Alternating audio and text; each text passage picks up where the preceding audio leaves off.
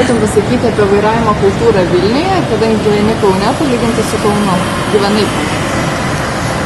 Na, realiai tai čia Vilniui visi žmonės lekia ir žiūri turbūt tik tai savo užpakalio, atsiprašau, aišku, uždėsi čia cenzūrą.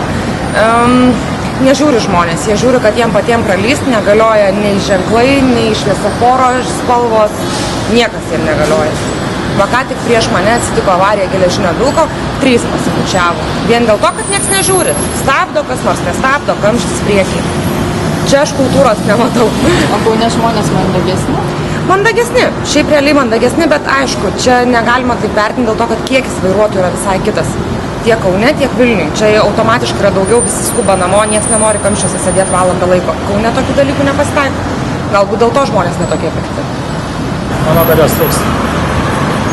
Nemanau, kad taip stipriai kaip trūksta pietų šalyse, bet tikrai galėtų būti tvarkingiau Vilniui. Ir O kas, pavyzdžiui, labiausiai erzina, kad vairuotojai, nežinau, nerodo posūkio, chuliganiškai vairuoja, užlenda prieš tave?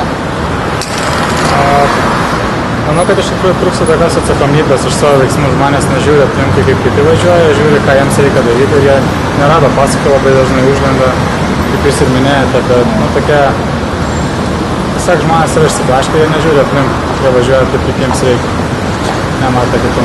Tai čia manau, kad būtų toks esminis dalykas aprūpinimas. Didelis greitis taip pat būtų toks vienas iš variantų, patrūksta pas mus atsakomybės. Jisai turi būti laiku ir vietoj, žinai, o ne Gedo prospektą kažkur tai nesuprantu.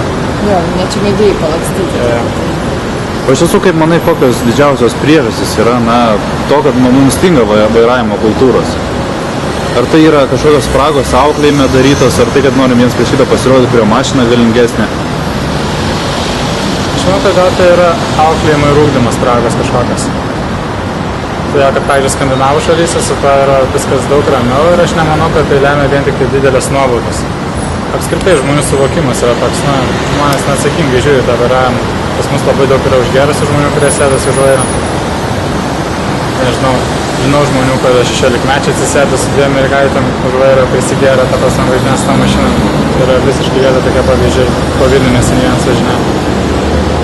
Apstai atsakingi, manau, tėvai ir apskritai visuomenė, mokykla dar kažkas sako, bet tai yra ugdymas, o ne nuobaudos.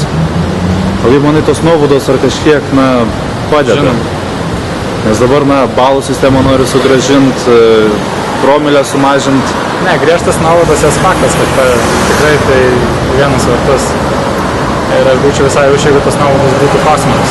Kad žmonės tikrai žinotų, kad jeigu kažką ne taip padarai, tai bus labai nesmagu. Nes auklėjimą ir apskritai ugdymą keisti, man atrodo, užtrunka labai daug laiko, sankcijas yra daug rimčiau ir daug efektyvesnis rezultatas, daug naudingesnis būna. Ir aš manau, kad reikėtų derinti tos abu dalykus ir sankcijas galėtų būti dar didesnis negu kad yra dabar.